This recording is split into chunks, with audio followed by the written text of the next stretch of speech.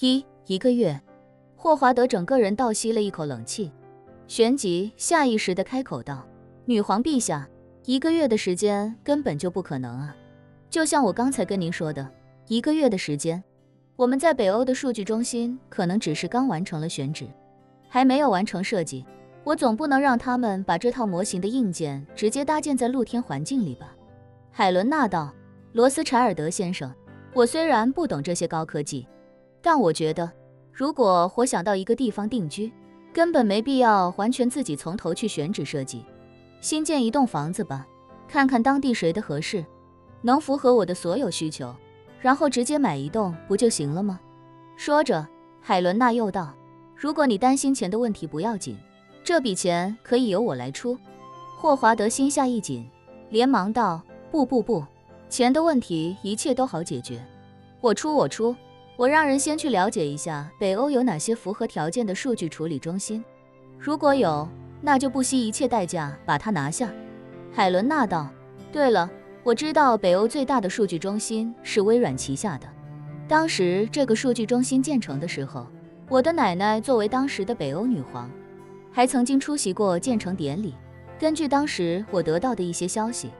它应该是整个欧洲西北部最大的数据中心，我相信应该符合 AI 模型的需求。微软的啊？霍华德松了口气，笑着说道：微软的那就好办了，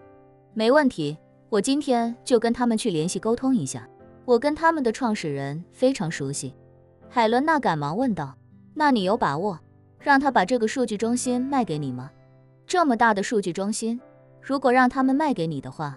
对他们自身的业务肯定会有很大影响，说不定小半个欧洲的云服务都会受影响。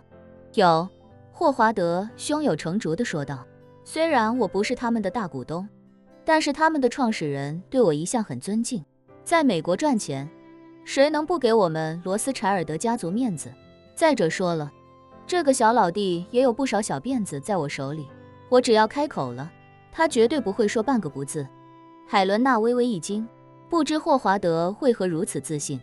不过他很快想起前段时间欧美不断猛压的大新闻，便大概想通了其中逻辑，于是便笑着说道：好，那我就等着罗斯柴尔德先生的好消息了。霍华德保证道：女皇陛下尽管放心，这件事我一定会安排妥当。海伦娜又问：另外，罗斯柴尔德先生，解决了场地的问题，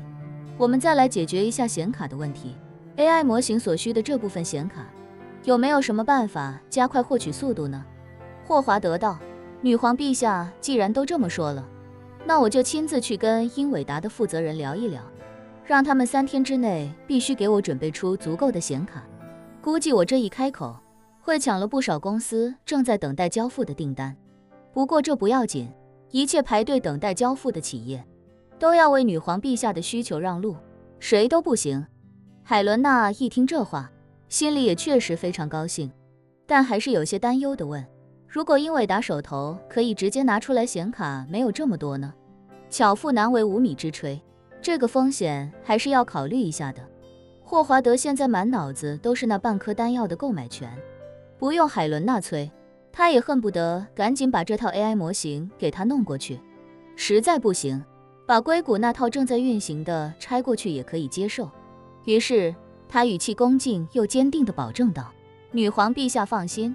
这件事情我一定会全程督促。如果英伟达手头能拿出来的显卡不够，我还有别的路子。AI 负责人告诉我，那个搞元宇宙的扎克伯格手里好像囤了几十万张 H100， 如果英伟达那边3天之内解决不了这么多，那剩下的我就亲自去向扎克伯格要，这个后生绝对不敢拒绝我。海伦娜听到这里才终于彻底放下心来，微笑说道：有罗斯柴尔德先生这句话我就放心了。既然扎克伯格那里有几十万张显卡，那我建议罗斯柴尔德先生尽可能把显卡数量凑够4万张，毕竟你们这个 AI 模型更新换代的速度非常快，一旦更新升级肯定还需要扩充算力，多余的那5000张就当是做个备用了。霍华德毫不犹豫地爽快道：既然女王陛下说了，那就请女皇陛下放心，4万张，少1张都不行。说着，霍华德又道：数据迁徙这一块，女皇陛下也不用担心，我会让他们尽快把所有的数据全部都拷贝到专用的卡车里。从美国坐船去北欧太慢了，到时候我直接安排美军的 C5 运输机，150吨的硬盘，几个小时就能全部运到北欧。海伦娜有些惊讶地问道，动用美国的军用运输机，会不会有些过于显眼了？没事没事，霍华德毫不在意地说道，大家都是北约成员国，军事上本身就有频繁的合作，军方的运输机每天都在飞，多飞1-2个架次也不会有人发现。再说发现又能怎样？封锁纽约，我大动干戈，谁敢多说一句话？女皇陛下只管放心，一切都交给我来解决。海伦娜微笑道，罗斯柴尔德先生的态度实在令人感动，我一个弱女子也无以为报，只有一个美好的祝福送给你，祝你长命百岁。长命百岁。霍华德一听海伦娜这话，就知道她话中的深意，整个人已经乐得合不拢嘴，情不自禁地嘿嘿笑了几声之后，才激动不已地说道，那我就借女皇陛下吉言了，感谢女皇陛下的祝福。海伦娜道，罗斯柴尔德先生客气了，我这话一半是祝福，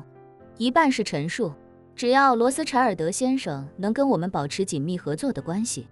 长命百岁就是我给你的一个承诺。说着，海伦娜又道，对了，罗斯柴尔德先生，明天一早我就返回北欧了，我会在北欧等你的好消息。好，没问题。霍华德激动不已地说道，女皇陛下放心，今天我就派人去跟微软谈一谈数据中心的事情，3天之后，我亲自带着4万张显卡去北欧。随后两人终止通话，霍华德手里攥着手机，亢奋地在房间里不断转圈踱步，口中激动不已地重复着，长命百岁，长命百岁，长命百岁，哈哈哈，真他妈的妙，真他妈的妙啊，距离我100岁还有16年，我一定要抓住这个机会，至少再活16年。